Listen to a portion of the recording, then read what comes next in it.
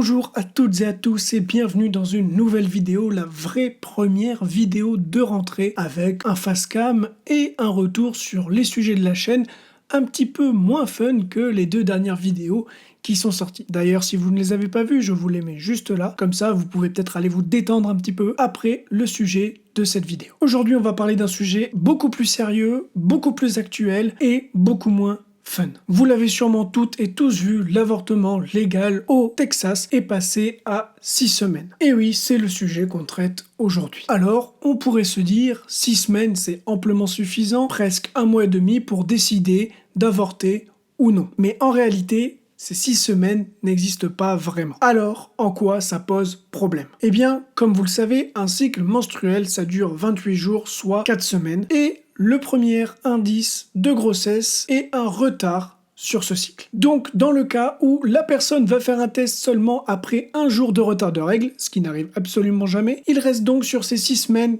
14 jours maximum à la personne si elle veut décider ou non d'avorter, mais également de savoir où avorter, prendre rendez-vous, récolter l'argent, car oui, ce n'est pas gratuit, et puis sûrement faire d'autres choses comme poser des congés par exemple, je ne sais pas, je ne connais pas la vie de femme enceinte, ni même la vie d'adulte finalement. Mais en tout cas, c'est beaucoup trop peu de temps. Mais en plus, un retard sur les règles, ce n'est pas exceptionnel et il faut des fois une semaine, voire plus, pour se dire que ce retard de règles est peut-être lié à une grossesse. En fait, être réglé comme du papier à musique, ce n'est clairement pas le cas de tout le monde. Un retard peut être lié à une ovulation tardive ou à du stress, surtout chez les femmes qui n'ont pas un cycle hyper régulier de base. Qui plus est, la contraception d'urgence ou l'arrêt de toute contraception hormonale qui soit va dérégler le cycle des règles. Et enfin, un retard peut aussi être lié à un cycle sans ovulation. Autrement dit, à 6 semaines, de nombreuses personnes ne sont même pas au courant qu'elles sont enceintes. Jusqu'à aujourd'hui, il est estimé que 85% des femmes au Texas avortaient au-delà des 6 semaines. Au final, les personnes avec un cycle trop peu régulier sont les premières victimes de cette loi, autrement dit, les jeunes femmes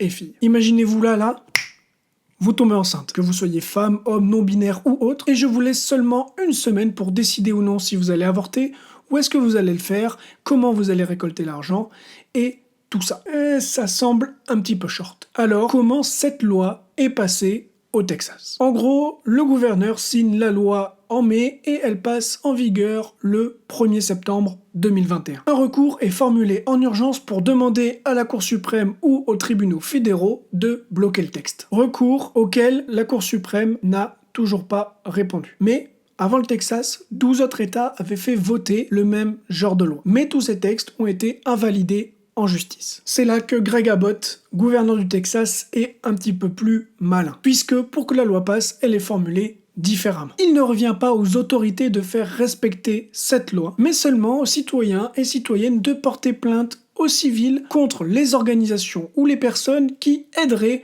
les femmes à avorter, au-delà des 6 semaines bien sûr. Le texte prévoit également une récompense de 10 000 $, soit 8 500 € en dédommagement pour la personne qui porterait plainte. Je rappelle également que la loi ne prévoit aucune exception pour les femmes victimes d'inceste ou de viol. J'ai notamment été marqué par cette image postée par Jane Fonda sur son Instagram. C'est une militante féministe et cette image représente la frontière du Texas délimitée par un cintre. Pour ceux et celles qui ne l'ont pas, je vous invite à rechercher comment les femmes avortent sans aide médicale. Pour finir, juste un petit mot sur le terme viabilité du fœtus. L'OMS parle d'avortement avant que le fœtus ne soit viable, soit 20 semaines ou 22 semaines d'aménorrhée. Avant cela, on ne parle pas de bébé puisque le fœtus n'est pas capable de survivre dans un environnement extra-utérin. Une fois que la grossesse a dépassé ce stade, on ne parle plus d'avortement. Et donc, un IVG, une interruption volontaire de grossesse, n'est plus faisable à partir de ce moment. Mais avant, si. Le Texas interdit l'avortement au-delà de 6 semaines, soit 1 mois et demi. En France, l'IVG est interdit au-delà de 12 semaines, soit un petit peu moins de 3 mois. Les recommandations sont-elles limitées à 20 semaines, soit environ 5 mois. On peut dire alors que 6 semaines, ou même 12, c'est très court sur la période de gestation de 9 mois. Enfin voilà, c'est un sujet qui peut même poser d'autres questions, comme est-ce qu'un groupe d'hommes seuls doit décider des lois concernant le corps des femmes. Et s'il y a des personnes qui sont contre l'avortement qui tombent sur cette vidéo, j'aimerais savoir qu'est-ce qui vous touche dans le fait qu'une personne autre que vous avorte. Sachant que, on l'a vu, jusqu'à 20-22 semaines, il n'y a pas d'enfant qui existe. N'hésitez pas à me répondre en commentaire. Merci beaucoup, c'est la fin de cette vidéo. Je vous remercie si vous êtes arrivé jusque-là, si vous regardez les vidéos jusqu'au bout. C'est le meilleur soutien que vous pouvez apporter à la chaîne. Et pour aller plus loin, évidemment, je vous invite à vous abonner, à activer la cloche si vous le voulez.